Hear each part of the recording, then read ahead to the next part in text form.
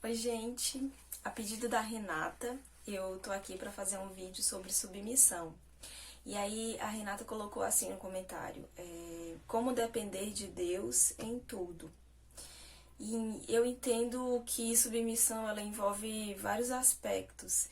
E muitas vezes a forma como a gente entende submissão pode estar relacionada à dependência, dependência financeira. Muitas mulheres podem deixar de trabalhar ou deixar a sua vida profissional de lado para ficar em casa, para cuidar dos filhos, né, para ser uma esposa mais presente.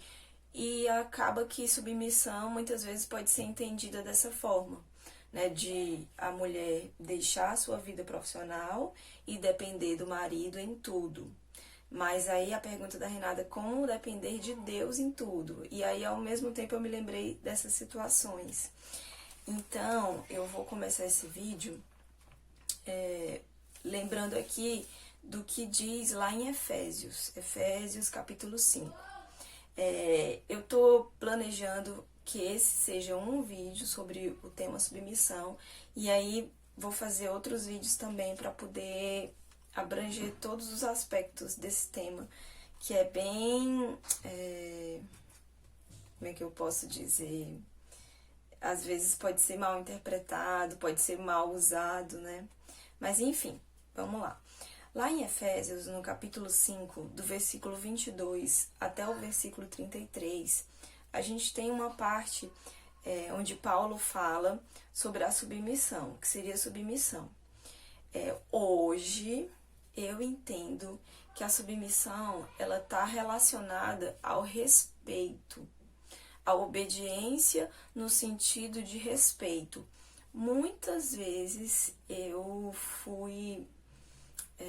entrei em conflito com essa história de submissão, né? E nos meus pensamentos, na minha vida prática, eu me conflitava muito com essa questão de ser submissa ao marido. Era muito difícil para mim isso. E eu, talvez por conta da forma como as pessoas abordam esse tema, né? E aí a gente fica como se a gente tivesse em segundo plano na própria vida da gente. Mas hoje eu entendo que submissão não é estar abaixo do marido, mas agir com respeito, dar honra ao marido. Vamos ler aqui Efésios. Eu vou ler aqui apenas alguns versículos, tá bom? No versículo 22, Paulo diz assim: Vós, mulheres, sujeitai-vos a vosso marido como ao Senhor. Essa questão de você se sujeitar ao seu marido como ao Senhor, é muito importante esse finalzinho de ao Senhor. Quer dizer que muitas vezes não é fazer a vontade do seu marido, mas confiar plenamente a sua vontade para o Senhor. Então, na verdade, é uma vida cristã. É você deixar os seus interesses de lado e estar disposta a agir para conquistar os interesses do Senhor. Então, quando a gente tem uma vida cristã, a gente decide abrir mão dos nossos planos, dos nossos sonhos, dos nossos interesses que envolvem esse mundo, né? Que envolvem tudo que envolve a vida nesse mundo, a vida social, a vida terrena, tudo que envolve a vida nesse mundo. Quando a gente decide ser cristã, a gente abre mão de todos esses sonhos para receber de Deus aquilo que Ele tem. É como se você tivesse um projeto de vida e que você acha lindo e maravilhoso, e Deus tem um projeto de vida para você. Só que você não se conhece, né? Muitas vezes nós pensamos uma coisa hoje e daqui a um ano o nosso pensamento muda, porque a gente vai aprendendo no decorrer desse um ano. Então, coisas que a gente acredita hoje, quando a gente vive a partir das nossas experiências, a gente vai percebendo que essas crenças que a gente tinha, elas podem ser crenças falsas ou enganosas, né? Muitas vezes a gente pode se enganar. E é como você não querer comer uma coisa, achar, não quero, não tenho não quero comer sushi, sushi é ruim, só que você nunca provou, né? Como é que você pode falar que é ruim se você nunca provou? Então, muitas vezes a gente tem uma ideia que nem sempre essa ideia é verdadeira. Só que Deus, ele nos conhece por completo. Então, ele conhece as nossas potencialidades, ele conhece os nossos limites, as nossas fragilidades. Ele nos ama como um pai. Sabe quando você sabe a capacidade do seu filho?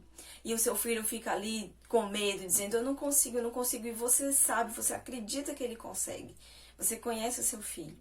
Então, eu imagino Deus assim, né, como esse pai que ele me conhece por completo. E muitas vezes eu penso que não sou capaz, mas ele sabe que eu sou. Mas às vezes você precisa ser treinado, você precisa ser experimentado para você chegar lá. Então Deus nos conhece por completo e ele tem um projeto de vida pra gente. E aí quando você decide confiar em Deus, você faz justamente isso. Não, Deus, eu prefiro seguir o teu projeto, porque eu confio em você, eu confio na sua sabedoria, eu confio na sua bondade. Então, o casamento, a vida conjugal, ela entra nesse projeto de Deus. E quando a gente está com o nosso coração nos nossos próprios interesses, muitas vezes a gente pode entrar em conflito com o nosso marido. Então, muitas vezes você quer comprar uma coisa, você tem, por exemplo, você tem uma poupança e aí você quer fazer uma reforma na casa, né? Nada mais justo, você entende, nada mais justo do que você economizou dinheiro junto com o seu marido, o dinheiro é dos dois, e você quer fazer uma reforma na casa. Mas o seu marido não, ele quer fazer uma viagem dos sonhos com você, né? Mas você quer fazer a reforma na casa. E muitas vezes vocês vão entrar em conflito. E quem é que vai mediar esse conflito, né? Deus. Assim como quando tem se você tem mais de um filho, muitas vezes esses filhos podem entrar em conflito, né? E aí precisa que alguém venha e medie isso. Então, Deus já nos colocou aqui como mediador. E através da palavra, a gente tem aqui uma regra, né, uma lei aqui que Paulo coloca, para as mulheres se sujeitar aos vossos maridos. Eu entendo que é respeitar sempre você como alguém flexível, que está disposta a confiar em Deus de tal modo que se o seu marido, então, deseja fazer essa viagem, você abre mão do seu interesse. Na verdade, ser cristã é abrir mão em todas as formas. Abrir mão dos seus interesses para corresponder ao seu marido é apenas um detalhe da vida cristã. É apenas um detalhe. Mas, então, você abre mão da sua vontade e vai lá fazer a vontade do seu marido. E se você faz isso de coração aberto, sem estar com aquela mágoa, sem estar com aquele ressentimento, poxa vida, a gente podia estar pegando esse dinheiro aqui e fazendo aquela cozinha, eu tô precisando, isso ia ficar para a vida toda. E essa viagem aqui vai durar só alguns dias, né? E isso tudo vai acabar. Só que se você for com o seu coração assim, você não está se sujeitando. Você está fazendo por obrigação, você não está fazendo com amor nem com coração, isso não é sujeição, né? Isso é uma obediência dura, né? Não é uma flexibilidade, você não está sendo flexível, você não está aceitando a vontade do seu marido. Você não está respeitando a vontade do seu marido. Você pode estar fazendo a vontade dele, mas você não está respeitando. E submissão, eu entendo que submissão, ela está relacionada ao respeito. Então, eu vou fazer a vontade, porque eu quero agradar a você, porque eu confio em você e porque eu confio em Deus. Então, você vai e faz essa viagem de coração aberto, acreditando que Deus tem um momento maravilhoso para você nessa viagem. Que Deus tem algo a fazer durante essa viagem. Se você vai com esse coração aberto, você vai ter. Você vai perceber o presente que Deus tem para você nessa viagem.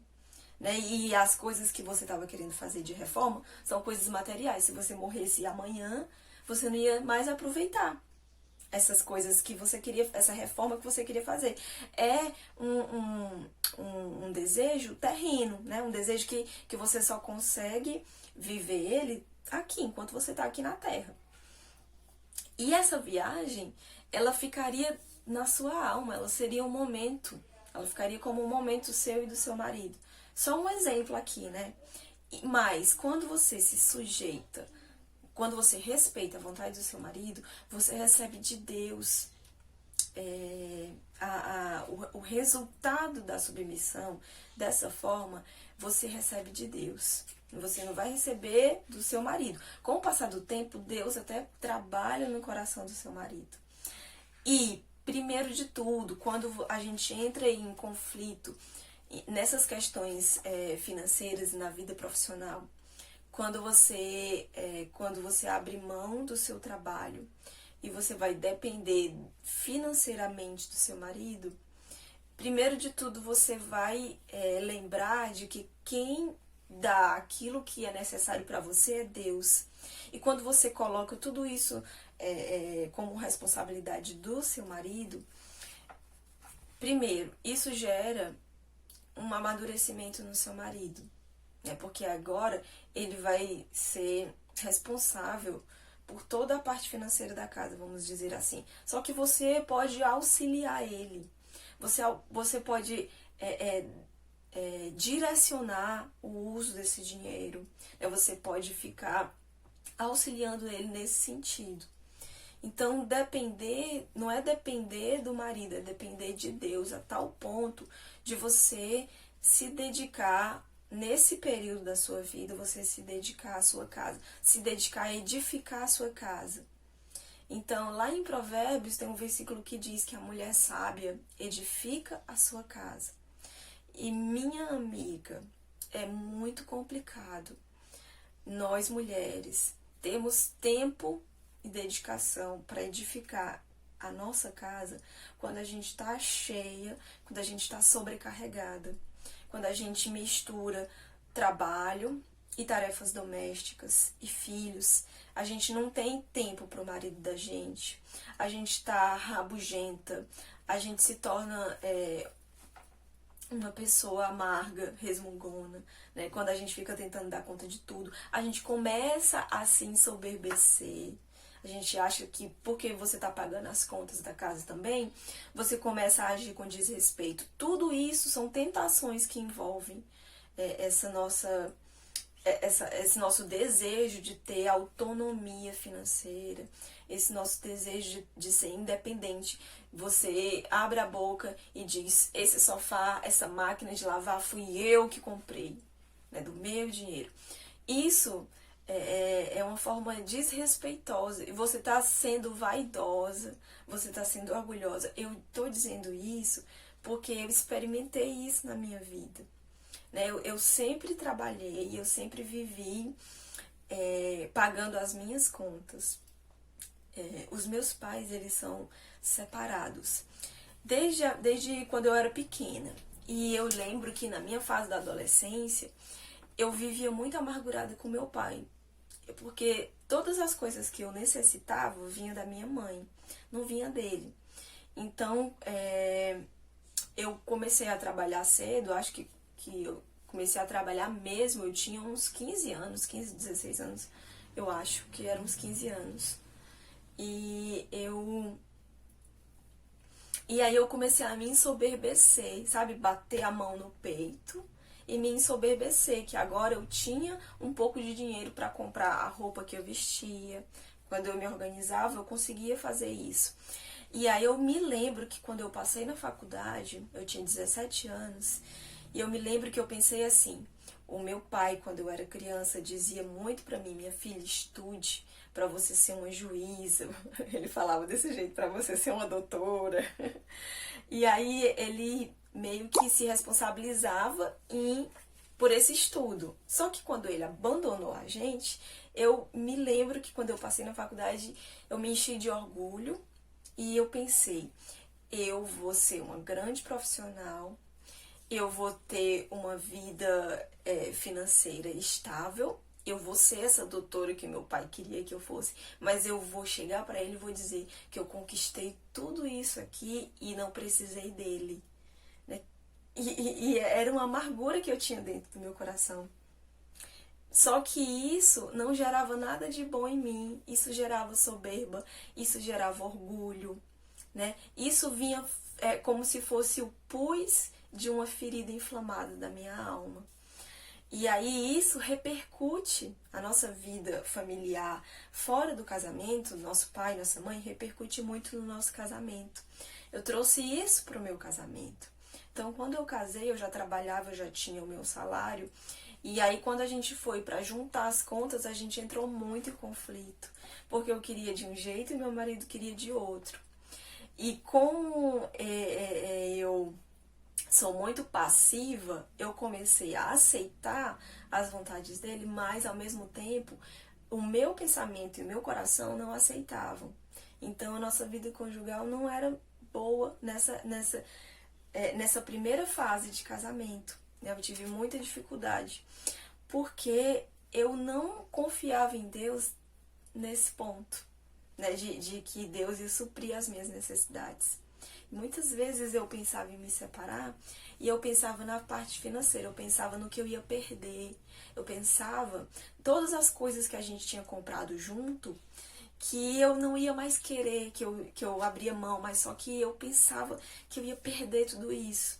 Então eu era cega de não perceber o quanto eu estava apegada a coisas materiais e quanto eu tinha esquecido de que eu só precisava da graça de Deus. Né? E tudo isso refletia nessa submissão, nessa condição de esposa. Só que eu não percebia isso. Né? E à medida que os anos foram passando, a gente chegou a um momento na vida da gente em que ficou difícil o casamento. E aí foi um momento de reviravolta. Né? Foi um momento em que eu tentei divórcio, mas aí depois a gente se reconciliou. E nessa reconciliação as coisas mudaram. E na verdade eu percebo a minha mudança, que muitas coisas eu mudei, que eu precisava mudar, mas eu não enxergava. E uma das coisas que mudou foi justamente essa submissão na forma de respeito. Eu decidi sair do meu trabalho porque eu estava sobrecarregada.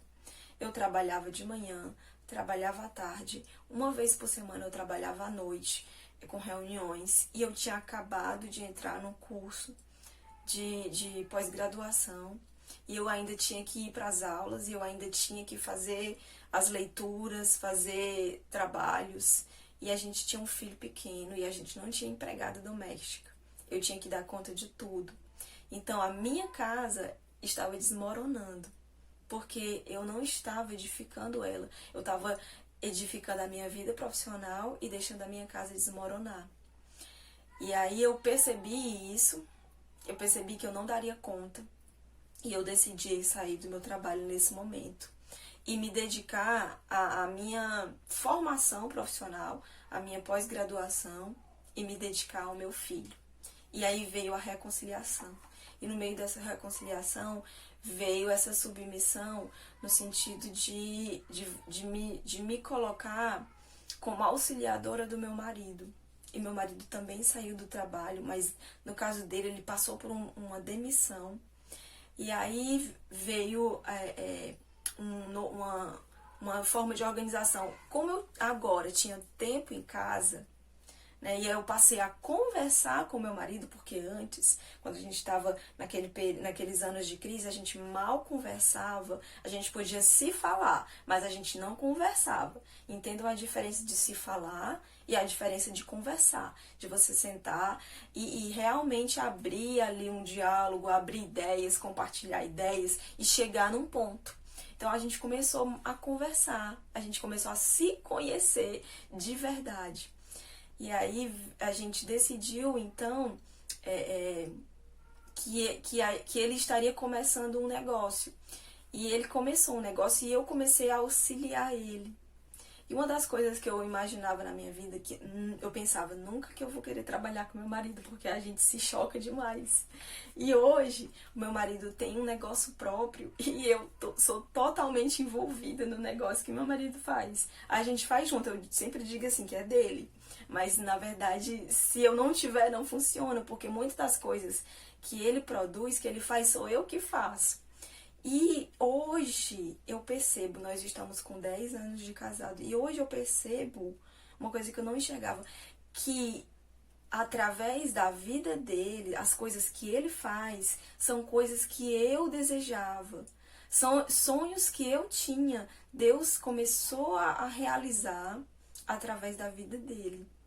Coisas que eu planejava, que eu sonhava hoje, 10 anos depois, né? Eu tô vivendo. Mas porque eu decidi confiar no plano de Deus, no projeto de vida que Deus tem, eu decidi confiar. E eu me lembro dos sonhos que eu tinha na época em que eu entrei numa igreja e comecei a conhecer Deus.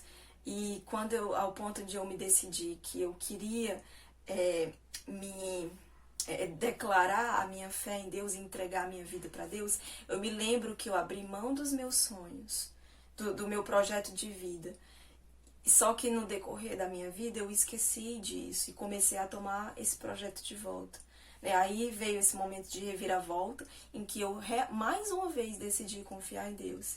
E aqueles sonhos que eu já tinha esquecido que eu abri mão, mas como eu coloco diante de Deus, hoje eu estou vivendo muitas coisas que eu sonhava. Hoje eu estou vivendo. Então, submissão, no sentido de dependência, é no sentido de confiança. Não é no sentido de você só decidir abrir mão das suas coisas para cuidar da casa ou para cuidar do marido. Não é isso. É vocês estarem juntos, é você auxiliar ele. Você que pode, você tem o poder de tornar o seu marido um homem de honra. Então, honrar o seu marido não é simplesmente dizer sim para tudo que ele diz ou realizar todos os desejos dele. Não é isso. É você tornar ele um homem de honra. É você ter palavras de sabedoria.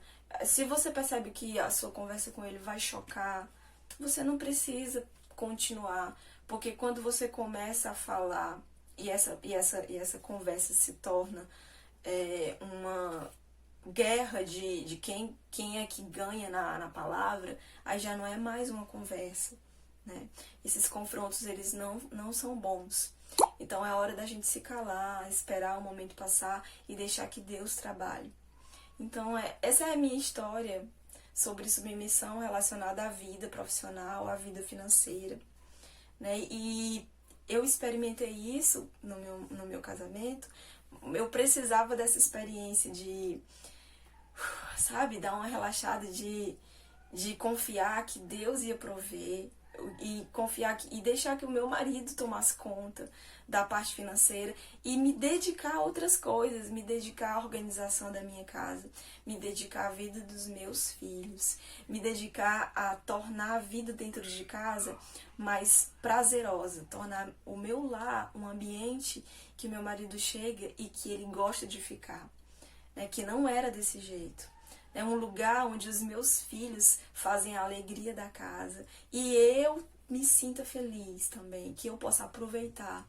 Então, muitas vezes, a gente tá cega e aí a gente precisa confiar em Deus, né, para que a gente consiga enxergar melhor. Então, eu quero deixar para vocês aqui essa palavra.